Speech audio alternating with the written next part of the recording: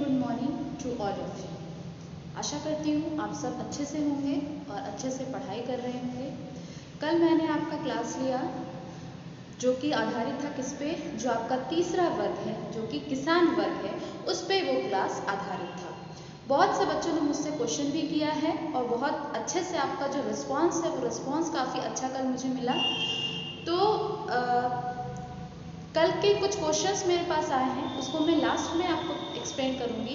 पहले जो आज आपका जो टॉपिक है वो है यूरोप में 14वीं शताब्दी का संकट। ठीक है, हमने तीनों वर्ग के बारे में पढ़ लिया है। अब हमें पढ़ना है कि यूरोप में 14वीं शताब्दी का मतलब क्या है। 1301 से 1399 को हम 14वीं शताब्दी कहेंगे। किसको कहेंगे हम 14वीं शताब्दी? हम 14वीं शताब्दी कहेंगे 1301 से 1399। इसको हम 14वीं शताब्दी बोलेंगे। ये जो समय था मध्यकालीन यूरोप का, इसमें कई प्रकार के संकट हमें देखने को मिलते हैं और उन संकटों ने कहीं ना कहीं यूरोप की पूरी स्थिति को बदल कर रख दिया। यूरोप में जो सामंतवादी व्यवस्था चल रही थी, जो पूरा जो देश था वो 3 वर्गों में विभाजित था। ये 3 वर्ग किस प्रकार यूरोप के 14वीं शताब्दी के संकट से किस प्रकार प्रभावित होगा, आपको इस टॉपिक में यही जानना है। ठीक है, तो आइए चलते हैं, देखते हैं एक एक करके कि किस प्रकार के संकट यूरोप में व्याप्त थे। पहला जो संकट था वह था मौसम में परिवर्तन। मौसम, आप सबको पता है कि मौसम से एक एक प्राणी, मतलब ये पूरा जो विश्व है वो मौसम से काफी प्रभावित होता है। मौसम इस संसार के हर एक प्राणी को प्रभावित करता है, कोई भी प्राणी उससे बिना अनछुए नहीं रह सकता है। ठीक है, तो यूरोप में जो 14वीं शताब्दी का संकट था, 14वीं शताब्दी का जो समय था वो काफी मौसम से प्रभावित हुआ। अब मौसम में किस प्रकार प्रभावित हुआ वो देखिए, मैंने यहाँ पर लिखा है अत्यधिक ठंड। इसके पहले जो आप देखते हैं 11वीं, 12वीं, 10वीं शताब्दी में जो यूरोप का मौसम था वो थोड़ा अत्यधिक ठंड वहाँ नहीं पड़ती थी, जिसके कारण वहाँ पर जो दिनचर्या थी, जो लोगों का आम जीवन था वो काफ़ी हद तक प्रभावित नहीं होता था। लोग अपने आराम से अपना जीवन यापन करते थे। लेकिन 14वीं शताब्दी से हमें क्या दिखता है? हमें ये दिखता है कि यूरोप में अत्यधिक ठंड पड़ने लगी। यूरोप में क्या होने लगा? यूरोप में अत्यधिक ठंड पड़ने लगी। और आपको पता होना चाहिए कि जब मौसम हमारे विपरीत होते हैं तो वो हमारे हर परिस्थिति को वो प्रभावित करते हैं। ठीक है, क्योंकि आपको या आप इससे उस चीज से कनेक्ट कर सकते हैं कि यही वो समय था, 13वीं, 14वीं, 15वीं, 16वीं शताब्दी, यही वो समय था जब यूरोप के पुर्तगाली, फ्रेंच, ये लोग भारत में एंटर हुए हैं। किस लिए? मसालों की खोज में। क्योंकि मसाले उनको किस लिए चाहिए थे? क्योंकि यूरोप में बहुत उस समय ठंडी पड़ती थी और उन्हें एक इस प्रकार के खाने की ज़रूरत होती थी जो कि बहुत गर्मी प्रदान करे। तो यही वह समय था जब यूरोप में अत्यधिक ठंड पड़ रही थी। तो इसका परिणाम क्या हो रहा था? जो फसल का उत्पादन होता था, सबसे ज़्यादा प्रभावित फसलों पर पड़ा। फसल कुछ महीनों में हो जाती थी, वो फसल एकदम बर्बाद हो गई, जिससे वहाँ की आम जीवन काफ़ी प्रभावित हुआ। ठीक है, इसके अलावा फसलों पर प्रभाव पड़ा, इसके अलावा बहुत सारी बीमारियाँ वहाँ फैल गई। तो ये कुछ कारण थे। अत्यधिक ठंड पड़ने के कारण यूरोप में 14वीं शताब्दी का संकट उत्पन्न हो गया, क्योंकि यूरोप के समस्त जनमानस को ये अत्यधिक जो ठंड है वो काफ़ी प्रभावित किया। उसके बाद है प्राकृतिक आपदा।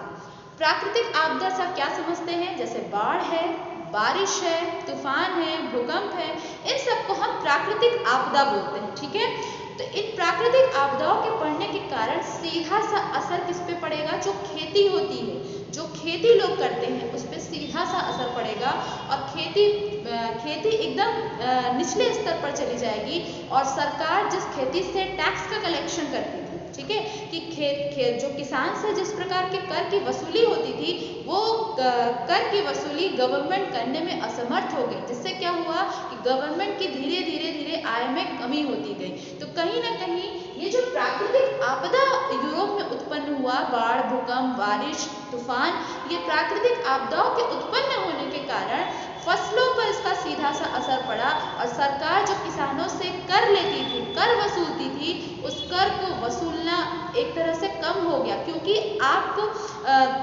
अगर किसानों की खेती पर्याप्त मात्रा, अगर किसानों ने अपना अन्न उत्पादन पर्याप्त मात्रा में नहीं कर पाए हैं तो आप उनसे कर नहीं ले सकते हैं। सीधा सा ये फॉर्मूला होता है कि जितना आय उतना, जितना उत्पादन उसी के हिसाब से आपको टैक्स भी कलेक्ट करना होता है। लेकिन चूंकि यूरोप में उस समय प्राकृतिक आपदाएं आई हुई थी तो जिसके कारण सरकार उनसे कर भी नहीं वसूल पा रही थी और सरकार की आय में प्रतिदिन दिनों दिन गिरावट होती दिखाई हमें देती है। तो ये था मौसम में परिवर्तन। क्या सबसे पहला पॉइंट मैंने क्या बताया आपको? सबसे पहला पॉइंट मैंने आपको बताया अत्यधिक ठंड, बहुत ज़्यादा ठंड पड़ने लगी, और दूसरा कारण था प्राकृतिक आपदा। ठीक है, आई होप आपको ये पॉइंट्स, ये जो मैंने पहला पॉइंट्स आपको बताया, ये पॉइंट आपको समझ में आया होगा। अब आप चलते हैं दूसरे पॉइंट। दूसरा पॉइंट मैंने लिखा है जनसंख्या में वृद्धि। यूरोप की जनसंख्या, आप सबको पता है यूरोप की जनसंख्या काफ़ी है, ठीक है। जैसे हमारे जैसे चाइना है जनसंख्या में काफ़ी आगे है, और इंडिया है उसके बाद जनसंख्या में काफ़ी आगे है। लेकिन उस समय क्या था, यूरोप की जनसंख्या में दिनों दिन बढ़ोतरी हो रही थी। और आपको पता होना चाहिए कि अगर जनसंख्या में वृद्धि होती है तो उसका सीधा सा असर किस पे पड़ता है? उसका सीधा सा असर संसाधन पर पड़ता है। आपको नौकरी की कमी हो जाती है, खाने पीने की कमी हो जाती है, और इसके अलावा तमाम तरह के जितने भी सेक्टर आपको दिखते हैं उसमें कमी होते दिखाई देती है। संसाधनों में कमी होने से क्या होगा? संसाधनों में कमी होने से क्या होगा? मान लीजिए कि आपको प्रतिदिन कुछ चावल की ज़रूरत है और उस पर बहुत ज़्यादा उस चावल को प्राप्त करने के लिए बहुत ज़्यादा मारामारी है। आप क्या प्राप्त कर पाएंगे? नहीं कर पाएंगे, और उसका सीधा सा असर आपके पूरे के पूरे आपके परिवार पर पड़ेगा। तो जनसंख्या में अगर वृद्धि होती है तो उसका असर संसाधनों पर पड़ता है। संसाधन दिन प्रतिदिन कम होते जाते हैं और आपको वो अफेक्ट करता है। ठीक है, तो ये था क्या? जनसंख्या में वृद्धि। इसके अलावा जनसंख्या में वृद्धि होने से अकाल पड़ने लगे। भाई खाने की अगर कमी होगी तो जाहिर सी बात है कि अकाल पड़ेगा। अकाल का मतलब क्या होता है कि पर्याप्त मात्रा में किसी चीज़ का ना मिल पाना। अगर आपको प्रतिदिन एक पोर्शन में खाने की ज़रूरत है और आपको वो खाना ना मिल पाए तो क्या होगा? आप दिनों दिन आपकी स्थिति दिनों दिन बिगड़ती जाएगी। तो वो कहीं ना कहीं अकाल का एक सिचुएशन, आप पर्टिकुलर इंडिविजुअल को लेके नहीं चल सकते हैं। आपको क्या करना पड़ेगा? आपको पूरा यूरोप को दिखाना है। तो संसाधन में कमी होने की वजह से अकाल पड़ने लगा। और वो अकाल पड़ा कब था? 1315 में पड़ा था, 1317 में भी पड़ा था, 1320। अगर 1315 में पड़ रहा है, 17 में पड़ रहा है, फिर 20 में भी पड़ जा रहा है, तो ये आपको क्या दिखा रहा है? ये दिखा रहा है, ये इंडिकेट कर रहा है कि यूरोप की स्थिति कितनी खराब थी। 15 के बाद सीधे 17, 17 के बाद सीधे 20, मतलब 10 साल का भी गैप नहीं है। 2-3 सालों में ही अकाल पड़ते जा रहा है। तो आपको क्या लग रहा है? यूरोप की स्थिति काफ़ी बदतर हो गई और यूरोप में इसी स्थिति को कहीं ना कहीं 14वीं शताब्दी का संकट कहते हैं। ठीक है, तो ये हुआ, मैंने पहला पॉइंट आपको बताया मौसम में परिवर्तन। मौसम में परिवर्तन के बाद मैंने आपको बताया जनसंख्या में वृद्धि। जनसंख्या में वृद्धि होने पर माल्थस का एक नियम भी है। जनसंख्या के ऊपर आप लोग अगर इकोनॉमिक्स में पढ़े होंगे तो माल्थस ने एक नियम दिया है जनसंख्या के ऊपर कि अगर जनसंख्या में वृद्धि हो रही है तो संसाधनों में दिनों दिन कमी आती जाएगी। तो ये माल्थस का सिद्धांत अगर आपको नहीं पता है तो आप सर्च कर सकते हैं कि जनसंख्या में वृद्धि होने से उसका संसाधनों पर किस प्रकार का इफेक्ट पड़ता है। तो अगर आपको पता करना है तो आप सर्च करके देख सकते हैं। ठीक है, और इसके बाद मैं जो पॉइंट बताने जा रही हूँ ये है चांदी के उत्पादन में कमी। चांदी, अभी ये पॉइंट आप भूल जाइए। चांदी क्या है? चांदी एक धातु है। धातु मतलब क्या? पहले के ज़माने में क्या था, मतलब ये जो टाइम पीरियड चल रहा है 14वीं शताब्दी का, इस समय जो लेन देन होता था वो चांदी, सोने, तांबा इन सब के माध्यम से होता था। ठीक है, तो हम टॉपिक क्या पढ़ रहे हैं? हम टॉपिक पढ़ रहे हैं 14वीं शताब्दी का संकट पढ़ रहे हैं। तो चांदी, ये जो टाइम था, इस समय चांदी के उत्पादन में काफी कमी है। जो चांदी की खानें थी, जो कि कहाँ थी? ऑस्ट्रिया में थी और सर्बिया में थी। ठीक है, आपको कमेंट सेक्शन में ये बताना है कि ऑस्ट्रिया और सर्बिया कहाँ पर लोकेटेड है, यूरोप के किस साइड में लोकेटेड है ऑस्ट्रिया और सर्बिया। ये दोनों ही क्षेत्र किस यूरोप के किस जगह पर लोकेटेड है, आप ये मुझे कमेंट करके बताएंगे। मैं ये जानना चाहती हूँ, मैं ये देखना चाहती हूँ, क्योंकि हिस्ट्री का क्लास है ये और इसमें मैप बहुत ज़रूरी है। आप थ्योरी पढ़ के सिर्फ काम नहीं चला सकते हैं। आपको अगर यूरोप के इतिहास को पूरी तरह से समझना है तो आपको मैपिंग बहुत अच्छे से आना चाहिए। तो आप मुझे ये बताएंगे कि ऑस्ट्रिया और सर्बिया कहाँ है। ठीक है, तो मैं क्या बता रही थी? मैं ये बता रही थी कि चांदी की खानें कहाँ थी? ऑस्ट्रिया और सर्बिया में थी। यहाँ पर क्या होने लगा भाई, जाहिर सी बात है कि संकट का समय चल रहा है, हर सेक्टर इससे प्रभावित होगा। ठीक है, तो ये सेक्टर भी प्रभावित हुआ और चांदी की खानों में चांदी का उत्पादन एकदम कम हो गया, जिसका सीधा सा असर किस पे पड़ेगा?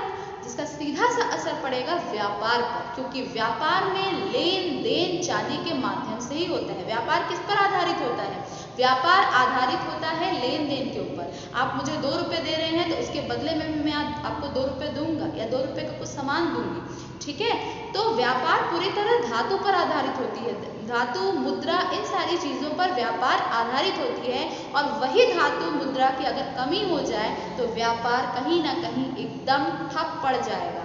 और आपको याद होना चाहिए, आप इससे कनेक्ट कर सकते हैं कि इसीलिए यूरोप के जो देश थे, यूरोप के देशों ने अन्य देशों में, अन्य देश मतलब कहाँ के? एशिया के देशों से उन्होंने व्यापार करना शुरू किया, क्योंकि वो अपने देश में व्यापार करने में असमर्थ हो रहे थे, क्योंकि वहाँ धातु की कमी हो गई थी। इसलिए जो यूरोप के जो देश हैं वो एशिया के देशों से व्यापार करना उन्होंने प्रारंभ किया। तो चांदी की कमी होने की वजह से धातु का अभाव हुआ और व्यापार पर इसका सीधा सा असर पड़ा। ठीक है, तो मैंने कौन कौन सा पॉइंट आपको बताया है? मैंने आपको पॉइंट बताया मौसम में परिवर्तन, अत्यधिक ठंड, प्राकृतिक आपदा। दूसरा पॉइंट मैंने बताया जनसंख्या में वृद्धि और तीसरा पॉइंट मैंने आपको बताया चांदी के उत्पादन में कमी। ठीक है, एक और पॉइंट है महामारी का। महामारी भी आ गई थी उस टाइम। ठीक है, तो मैंने उसको ब्लैक बोर्ड पे नहीं लिखा है, मैं उसका नोट सेंड कर दूंगी। इसके अलावा अगर बोर्ड क्लियर नहीं है तो आप मुझे बोलिएगा, मैं इसका नोट्स आपको सेंड कर दूंगी और आप इसको अच्छे से प्रिपेयर करिए। ये आपका लास्ट टॉपिक है।